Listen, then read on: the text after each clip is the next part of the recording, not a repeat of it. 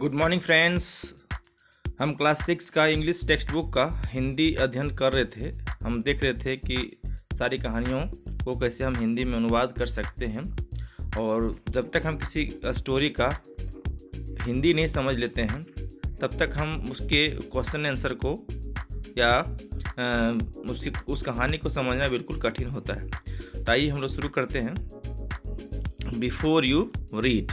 Before you read का अर्थ है पढ़ने के पूर्व। पढ़ने के पूर्व कुछ हाइलाइट्स यहाँ दिए रहते हैं जिसको पढ़ करके आप जो है कहानी का अनुमान लगा सकते हैं कि वो कहानी कैसी है, स्टोरी कैसी है। ठीक है, तो इसके पहले मैंने यूनिट 1A से लेकर 7B तक कंप्लीट किया है। आप प्लेलिस्ट में जाकर के सारे वीडियोस को देख सकते हैं, है ना, और अपने नॉलेज को अपडेट कर सकते हैं। तो चलिए हम लोग शुरू करते हैं।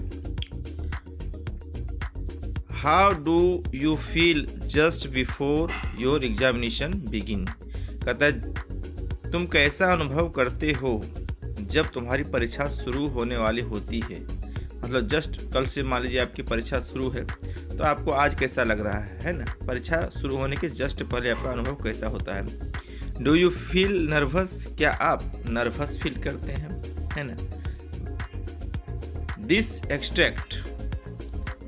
Extract taken from R.K. Narayan's popular book Swami and his friends.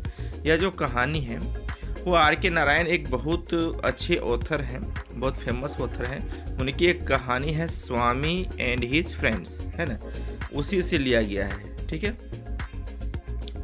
The book is a story of 10-year-old Swaminathan who is quite different from the present day children।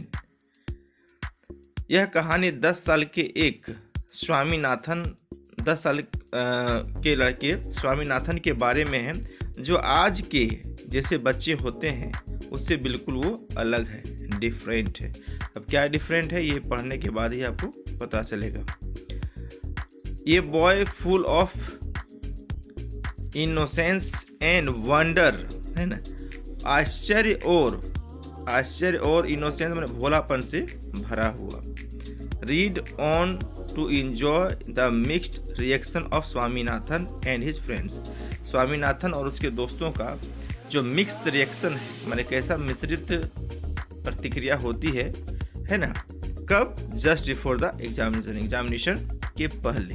वो आप इसे पढ़ेंगे तो आपको ज्ञात हो जाएगा। ठीक है, तो जस्ट शुरू करते हैं हम लोग। In April just 2 weeks before. April में 2 सप्ताह पहले। The examination Swaminathan realized. Swaminathan को महसूस हुआ कि एग्जाम है उसका। That his father was changing for the worse. उसका जो पिता है वो बिल्कुल खराब होते जा रहे हैं, मतलब उसके लिए बुरे बनते जा रहे हैं। बुरा कोई पिता बुरा हो सकता है क्या, अर्थात उसके लिए कठोर होते जा रहे हैं। He was becoming fussy and difficult। वह बिल्कुल कठिन और उबाऊ बनते जा रहे हैं। He seemed all of sudden to have made up his mind to harass his son। और उन्होंने अपने बेटे को हरास करने का, अर्थात परेशान करने का, है ना। ये जो सारी बातें हैं वो बच्चे के नज़र से है। ठीक है, कि वो अपने बच्चे को परेशान करने का पूरा मन बना लिए हैं। मेड अप हिज माइंड, अपना मन पूरा बना लिए हैं। He seemed to all of a sudden, अचानक जो है ना, उसके पिता ने ऐसा मन बना लिया है। If the latter was seen chatting in his granny he was told surely remember boy there is an examination. यदि वह अपने दादी के साथ बात करते हुए दिख जाता है ना, तो उसके पिताजी डांटते उसको और कहते हैं कि याद रखो लड़के, तुम्हारा एग्ज़ाम है। देयर इज एन एग्जामिनेशन, कि तुम्हारा जो है एग्ज़ाम है। Your granny can wait not your examination. और उनके पिता का तर्क होता था कि तुम्हारी जो दादी है ना, वो वेट कर सकती है ना, लेकिन तुम्हारा परीक्षा तुम्हारे लिए वेट नहीं करेगा। If he has seen wandering behind his mother. यदि उसे वह माँ के पीछे पीछे घूमता हुआ दिखाई देता He was hunted down and Gong struck 9. A command would come from father's room. तो पिता के रूम से उसके कुछ लाइन छोड़ दिया. Wandering behind his mother, अगर माँ के साथ देख लेता. He was hunted down and sent to his desk. तो उसे दोबारा जो है डेस्क के पास भेज दिया था. डेस्क मतलब मेज या table. If his voice was heard anywhere, यदि उनका आवाज कहीं भी सुनाई देता.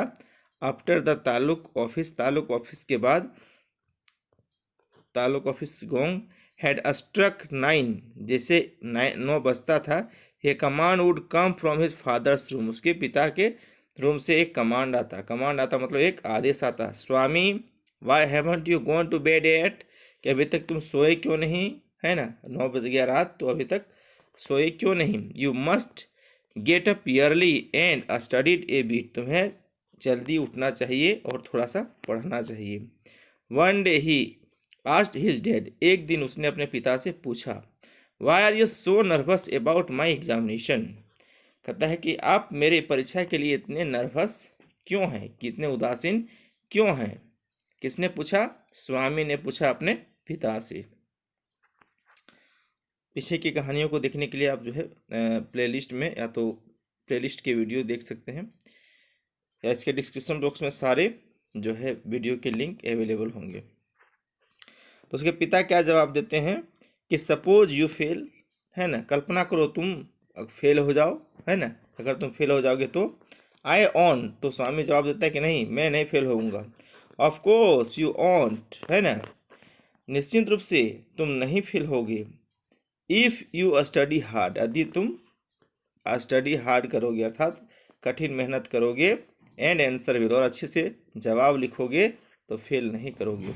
Suppose you doing just what you like on the very day your examination इन्स, और जैसा तुम करते हो वैसा ही करते रहोगे तो तुम्हारा एग्जाम जो है वो खत्म हो जाएगा, अर्थात बुरा चल जाएगा. At a school everybody seemed to be overwhelmed by the thought of the examination, और एग्जाम